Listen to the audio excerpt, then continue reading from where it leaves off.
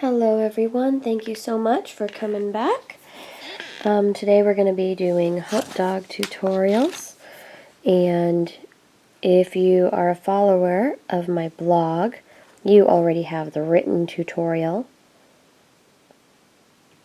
And for those of you who don't follow my blog, in the future I plan on doing a lot more of the written tutorials, and you could print them up. I'll provide the link in my description box below, but you may be getting these in advance if you go to my blog. Sorry about the spots. I have TLS that soaked through my paper that I didn't realize I set my tutorial on. So in the written description I do show the ratios of color there. I show exactly the size that I'm going to be making everything.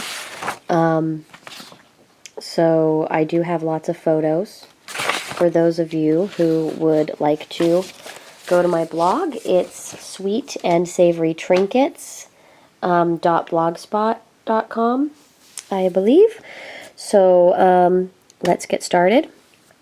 So basically, the bread is white with a lot of translucent and a tiny bit of ecru. Just go ahead and I'll leave the link in the description box below for the written tutorial as well. Basically, I formed a little ball and I rolled it into a log shape. From here, I take my blade, and I'm going to show you in my hand. Do not do this at home. When you want to cut it, you want to cut it on your work surface. But I can't center myself over the work surface right now because the camera is in front of us. So I'm going to show you in my hand. Like I said, do not do it in your hand at home. I've been doing this for many years and know about how hard to press the clay. So you will want to pretty much go straight down the center, but not all the way through. Do that on both ends and peel them off. This is your hot dog bun, at least the shape of it anyway. And you peel it open, and then I would let it rest for a little while before you texture it. I'm going to show you some texturing. Okay. So here we are. This bun has been sitting for a while, and what I do is I take a pin. You could take a needle tool.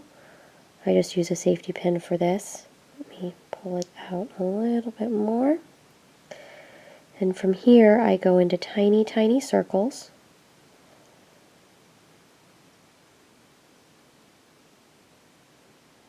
And it kind of teases up the clay in different areas. This is exactly how I do my cake, but I don't do this quite as much as the cake is done. And I do this on both sides. And when you are done, here it is. Doesn't look like much yet, and unfortunately the saturation of the camera isn't showing the texture very well. But maybe you could see it here better. So you can see it looks nice and bready. Now we're going to do the color. So here I have yellow ochre, pastel, a rust pastel. These are the two colors I use on my bread. I do the yellow ochre all along the outside of my bun, trying not to get any into the center where I just textured.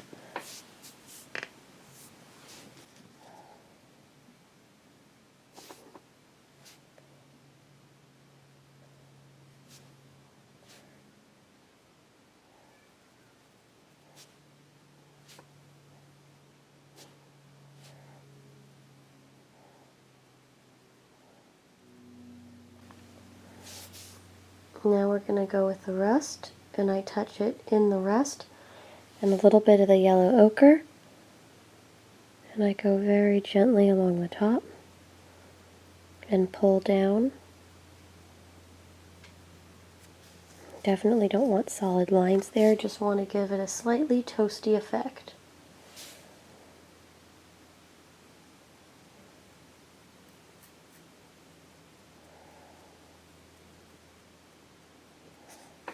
So there is our bun.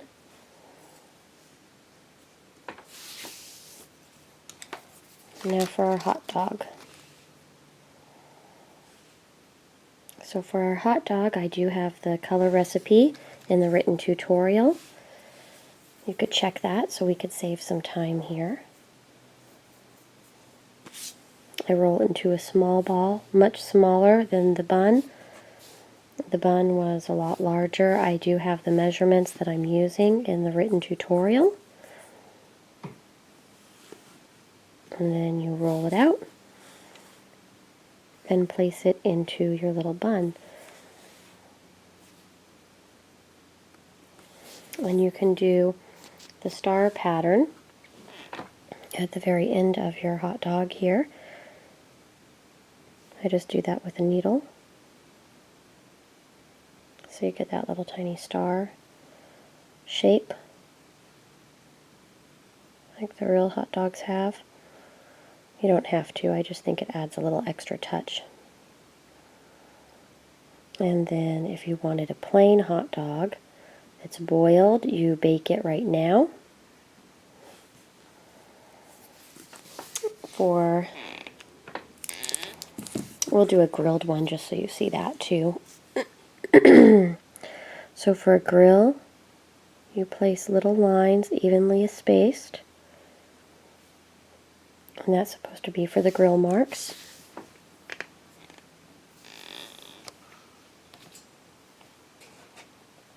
And to color in the grill marks, you dip a paintbrush in a little bit of water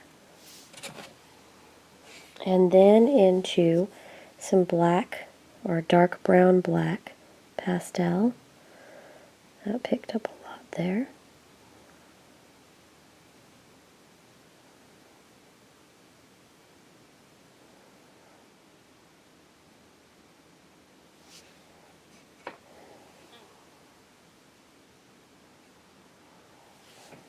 A really dark brown and rust makes some nice little colorful marks there.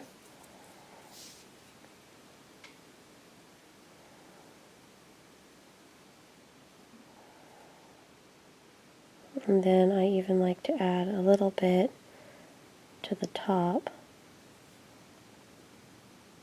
and pat it gently so it's not colorful just in the lines, but right around the lines.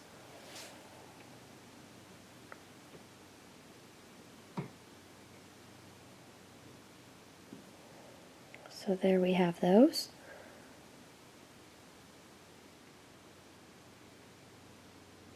And I definitely want it darker inside the lines.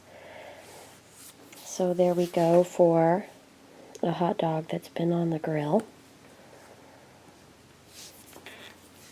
And then for yellow, for the mustard, I use cadmium yellow from Premo. And I just roll it out thin. Ketchup is the same, but I use pomegranate from Premo.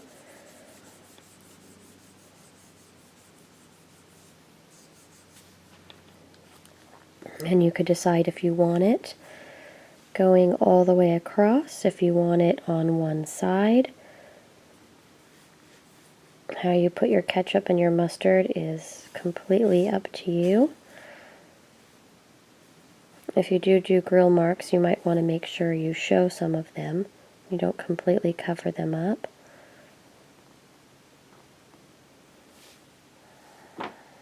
So there's some ketchup on a little dog.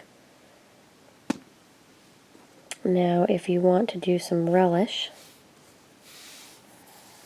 you mix wasabi with a little bit of a little bit of wasabi, which is from Premo, with a lot of translucent. I'll have the photos of that in my tutorial.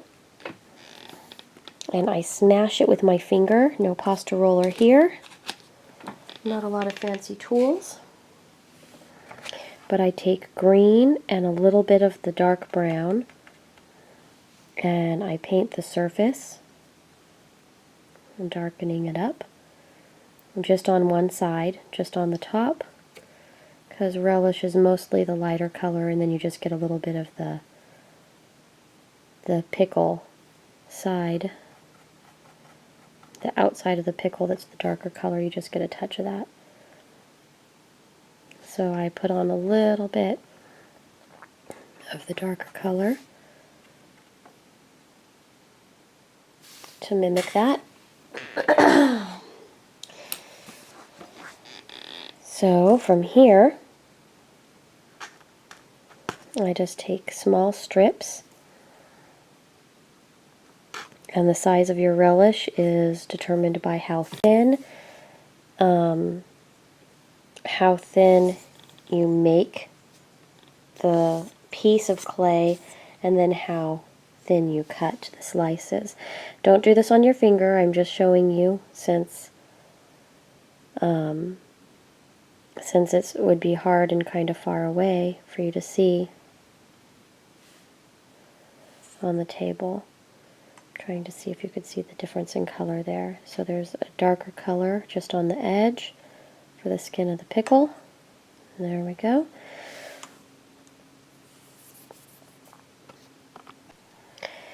Before starting to add the relish, I want to show you onion real quick. So basically, sliced red onion is going to be white and translucent. It's mostly translucent with just a touch of white. And then I shave pink, red, and purple pastel. Let me show you where I dip it. I put them all right next to each other. And then I get a little bit of each color and I paint it on. I want it to be pretty light in color. I don't want the purple red to be so dark that it really is distracting, just to add that little bit of purplish red. So from here, we do just the same thing that we did with the relish. We take a slice,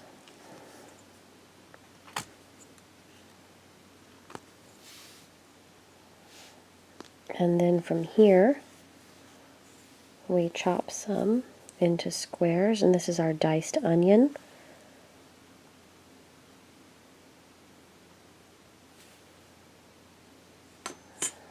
Let's see if I can show you some that I have cut up here already. I know it's kind of hard to tell on my finger. They are really tiny. I'll show you on the finished one, and you'll be able to see it in the photo better, but you could see that tiny bit of purpley red and then white on the other side. So what I do is I take a pin, quite fond of these pins, and then I dip it in a little bit of liquid clay. You could use TLS or Fimo, whichever you wish, and paint it on very thinly wherever you're going to want your relish, especially if you've baked your hot dog already. Me, it just depends on how long my clay is going to sit out. If I'm doing just forming the hot dogs one day and I'm relishing them the next, I will cook them midway so I don't collect dust all over. So that's where I'll have my relish, and I'll just start placing on relish. And I'm not really too careful about the way that I put it on.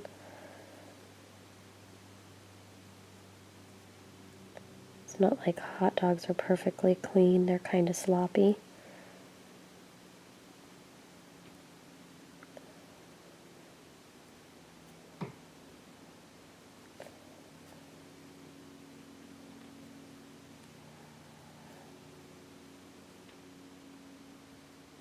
Okay, so we have relish, and you can see dark and light, and it only gets more so when you bake it.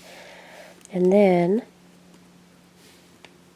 I am going to do just red onions on this one. If you want to do the mustard, you could always even have relish just on one side rather than all of it. But what I'm going to do here is place some red onion. And since the actual relish and onion are not cooked, I'm not worrying about putting any more liquid clay on, because the wet clay will usually stick to the wet clay. So we have some onion and some relish there, and when it cooks, it will cook pretty dark. Here again is the finished piece. Of course, this one has a little bit of mustard on it. And then I glaze all over the relish and onion and the actual mustard. And then I'll put a tiny, tiny bit, just in a few dots, on the actual hot dog itself, but not much. And then I'll use my finger on where the actual hot dog is to give that part more of a satin feel, while we want to keep a glossy look to the actual relish itself, to keep the relish looking wet. So when it bakes a little bit different and a little bit more translucent. And I think that's pretty much it, guys. I hope that you enjoyed this tutorial. And if you really want me to make a chili cheese dog, then go ahead and let me know in the description box. And as I finish my regular hot dogs today, if it looks like a lot of you want chili cheese dogs, then I will make this in the next couple days and post it as just an additional.